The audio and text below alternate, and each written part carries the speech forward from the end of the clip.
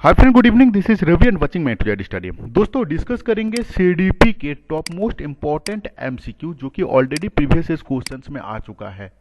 उससे आपको यह पता चलेगा कि क्वेश्चंस का लेवल क्या है और आपका प्रिपरेशन का लेवल क्या है। बिल्कुल स्किप मत करना, हर एक क्वेश्चंस आपके लिए इंपॉर्टेंट है। ठीक है, देखो पहला क्वेश्चन क्या है कि पाठ्यचर्या।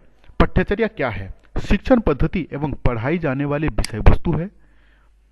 विद्यालय, स्पेलिंग गलत है, विद्यालय का संपूर्ण कार्यक्रम, मूल्यांकन प्रक्रिया, कक्षा में प्रयुक्त पाठ्य सामग्री। दोस्तों पाठ्यचर्या का मतलब होता है कि सिलेबस के साथ साथ इंक्लूडिंग स्कूल बेस्ड जितना एक्टिविटी होता है, जहां पे एक बच्चा का सर्वांगीण विकास करने के लिए किया जाता है, उस सारी चीज को हम लोग पाठ्यचर्या बोलते हैं। ठीक है, तो पॉइंट नंबर बी होगा इसका सही आंसर।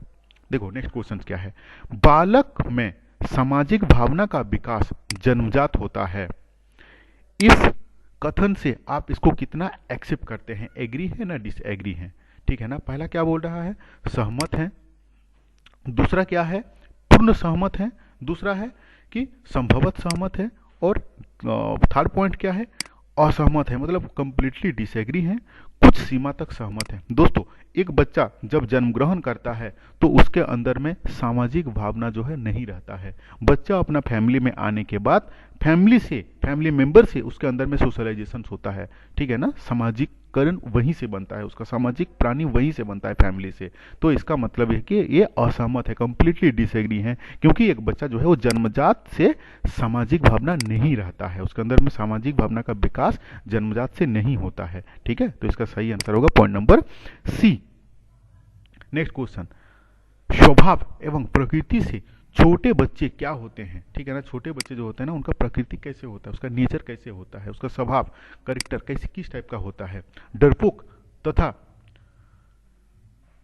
संकोची होता है, निर्भीक तथा स्वतंत्र होता है, शांत तथा सक्रिय होता है, सक्रिय तथा जिज्ञासु होता है। दोस्तों एक छोटा बच्चा जो है ना वो हमेशा सक्रिय तो होगा ही, जितना जगह में एक्टिव है ना सब सही है। उसके बाद जो शांत तो रहता नहीं है, निर्भीक और डरपोक नहीं। एक छोटा बच्चा जो है वो हमेशा सक्रिय तो रहता ही है, एक्टिव तो रहता ही है, साथ में जिज्ञासु रहता है। आपको 50 टाइप का क्वेश्चन पूछेगा, ये क्या है, क्यों नहीं है, क्योंकि वो कंप्लीटली अननोन रहता है इस वर्ल्ड के बारे में।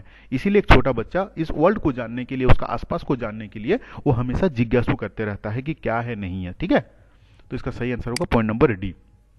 नेक्स्ट क्वेश्चन, मान लीजिए कक्षा 5 का एक बच्चा गायन में बहुत कौशल है, मतलब अच्छा गाना गाता है, और वह उसके अपने गायन के लिए कुछ पुरस्कार और सम्मान सहित के लिए वह, देखो एक बच्चा जो है वो बहुत ही अच्छा गाना गाता है, लेकिन वह गाना गाता है लेकिन पढ़ाई में उतना वो होशियार नहीं है, तो वह क्या है?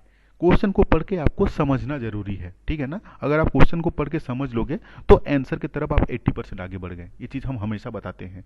क्या बोल रहा है कि एक बच्चा जो है वो बहुत अच्छी तरीके से गाना गाता है और इसके लिए उसको पुरस्कार भी मिला हुआ है, सम्मानित भी किया गया है, लेकिन क्या है, वह पढ़ाई में उतना होशियार नहीं है, तो वह बच्चा डैश है।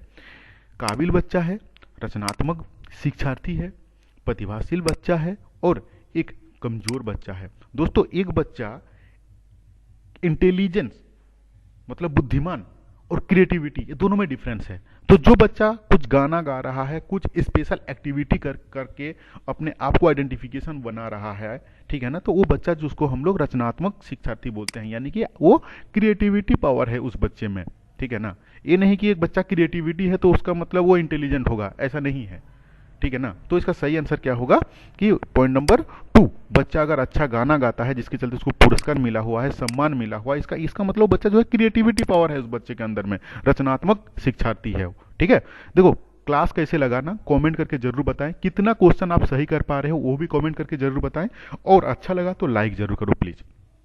देखो नेक्स्ट क्वेश्चन क्या है, विकास की किस अवस्था में बुद्धि का अधिकतम विकास होता है? बुद्धि जो है ये किस अवस्था में सबसे अधिक इसका विकास होता है? बाल्य अवस्था में, शैशव अवस्था में, किशोर अवस्था में और प्रौढ़ अवस्था में। दोस्तों बुद्धि का विकास जो है सबसे ज्यादा होता है आपका किशोर अवस्था में। ठीक है ना, तो इसका सही आंसर होगा पॉइंट नंबर सी। ऑलरेडी मैं कंटेंट क्लास में अच्छी तरीके से समझा चुका हूं ये सारा चीज आप लोगों को। ठीक है, देखो शारीरिक बुद्धि में संदर्भ में निम्न में से कौन सा कथन सही नहीं है। शारीरिक वृद्धि का बात किया जा रहा है यहाँ पे। शारीरिक वृद्धि जो है, कौन सा ये स्टेटमेंट से ये कथन सही नहीं है। देखो क्वेश्चन पढ़ते समय ना आपको ध्यान रखना होगा कि नहीं है बोल रहा है या है बोल रहा है। इसी में ही मतलब 20 to 30% लड़का ना इसी में ही क्वेश्चन के आंसर सही जानते हैं, लेकिन नहीं और है ये दोनों में वो हड़बड़ी से निकल जाते हैं कि कितना जल्दी कर पाएं, इसीलिए वो गलत गलत कर लेते हैं। लेकिन आपको सही तरीके से पढ़ना पड़ेगा कि क्या बोल रहा है, इसमें नहीं को निकालना है। ये पहला पॉइंट तो निकला अपना शारीरिक वृद्धि, यानी कि फिजिकल डेवलपमेंट में कौन सा चीज जो है वो नहीं है। शारीरिक विकास जलवायु से प्रभावित होता है, बिल्कुल प्रभावित होता है। अगर आप एक अफ्रीका का एक आदमी को और एक इंडिया का आदमी को देख लोगे तो आपको बहुत डिफरेंस मिल जाएगा, क्योंकि दोनों का जलवायु जो है वो अलग अलग है। शारीरिक विकास में आनुवंशिकता का एक महत्वपूर्ण भूमिका निभाता है, बिल्कुल। अगर मम्मी पापा मोटे होंगे, पतले होंगे, तो बच्चा भी उन्हीं अनुकूल होगा, यानी कि आनुवंशिकता भी, यानी कि दोनों जो है सही है। शारीरिक विकास पश्चात बाल्य अवस्था की तुलना में किशोर अवस्था में तेजी होता है, ये भी सही है, ठीक है ना। शारीरिक विकास एक नियमित और स्थिर प्रक्रिया है, जो कि गलत है। देखो पहला क्या लिख रहा है कि शारीरिक विकास एक नियमित होता है, ठीक है ना। नियमित होता है मतलब कभी नियमित मतलब एक प्रोसेस को फॉलो करता है, यानी कि वो कभी तेजी होता है, कभी स्लो हो जाता है। लेकिन यह स्थिर प्रक्रिया है, मतलब वो उस प्रक्रिया को बोलते हैं कंटिन्यू। लेकिन नहीं, शारीरिक विकास क्या होता है ना, जैसे मैच्योरिटी आता है, मैच्योरिटी आने के बाद यानी कि परिपक्वता आने के बाद शारीरिक वृद्धि जो है वो बंद हो जाता है। इसीलिए इसका पॉइंट नंबर कौन सा सही आंसर होगा, ये होगा आपका सही, कि ये गलत स्टेटमेंट है फिजिकल डेवलपमेंट के अगेंस्ट पे, ठीक है। देखो नेक्स्ट क्वेश्चन क्या बोल रहा है, निम्नों में से कौन सा कथन सही नहीं है। देखो फिर से नहीं है आ गया। देखो निम्नों में से कौन सा कथन सही नहीं है। विकास और वृद्धि, डेवलपमेंट और ग्रोथ जो है ना वो समार्थक शब्द है। विकास एक निरंतर प्रक्रिया है, ये सही है। ग्रोथ और डेवलपमेंट, ग्रोथ वृद्धि यानी कि ग्रोथ, डेवलपमेंट यानी कि विकास का एक हिस्सा है। विकास कार्य क्षमता, कार्य योग्यता तथा व्यवहार में प्रदर्शित होने वाले गुणात्मक परिवर्तन को दर्शाता है। देखो क्वेश्चन क्या बोल रहा है, निम्नलिखित में से कौन सा कथन सही नहीं है, हम लोगों को निकालना है। सही नहीं है तो देखो इसमें से सही कौन सा नहीं होगा कि वृद्धि जो है ना वो विकास का एक हिस्सा है। विकास और वृद्धि दोनों समर्थक बिल्कुल नहीं है। विकास जो है ना, विकास और वृद्धि दोनों जो है ना वो समर्थक शब्द नहीं हो सकते हैं, क्योंकि विकास के अंदर में ही वृद्धि घुसा हुआ है। इसका सही आंसर जो होगा वो पॉइंट नंबर 1 है। देखो नेक्स्ट क्या है, निम्नलिखित में से कौन सा स्कूल का मूल कार्य नहीं है। मूल कार्य, मूल एक्टिविटी नहीं है, इसको आइडेंटिफाई करना है। स्कूल हमारे सांस्कृतिक विरासत और संस्कृत तथा प्रसारित करता है। स्कूल जो है हमारे सांस्कृतिक विरासत को संरक्षित और प्रसारित दोनों करता है, ठीक है ना। स्कूल संरक्षित परिवर्तन के लिए उपकरण के रूप में कार्य करता है, यह भी सही है। स्कूल संपूर्ण बच्चे के उसके अधिकतम क्षमता का विकास करता है, यह भी सही है। स्कूल जातिवाद के कारण छात्र के बीच घृणा भाव का विकसित करता है, ये गलत है। कोई भी स्कूल जो है ना वो जातिवाद को लेके बच्चा के अंदर में घृणा भाव का विकास नहीं करता है। तो इसका पॉइंट नंबर डी होगा सही आंसर, ठीक है।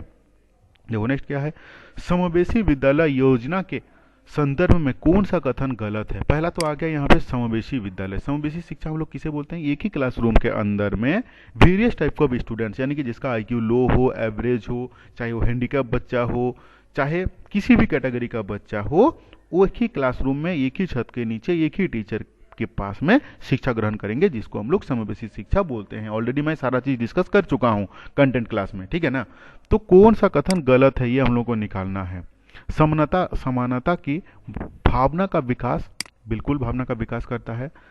धनात्मक आत्मसम्मान का विकास बिल्कुल करता है। विशेष आवश्यकता वाले विद्यार्थी में आत्महीनता की भावना का विकास बिल्कुल नहीं करता है, क्योंकि विशेष आवश्यकता वाले बच्चा जो है वो भी आपका नॉर्मल बच्चे, यानी कि जो नॉर्मल स्टूडेंट है उन्हीं के साथ ही बैठ के एक ही क्लासरूम में एक ही छत के नीचे बैठ के शिक्षा ग्रहण करेंगे, ये समावेशी शिक्षा बताता है। लेकिन यहाँ पे क्या बोल रहा है ना कि आत्महीनता का भावना का विकास बिल्कुल नहीं करता है। तो इसका ये होगा इसका सही आंसर, क्योंकि ये गलत है, ठीक है।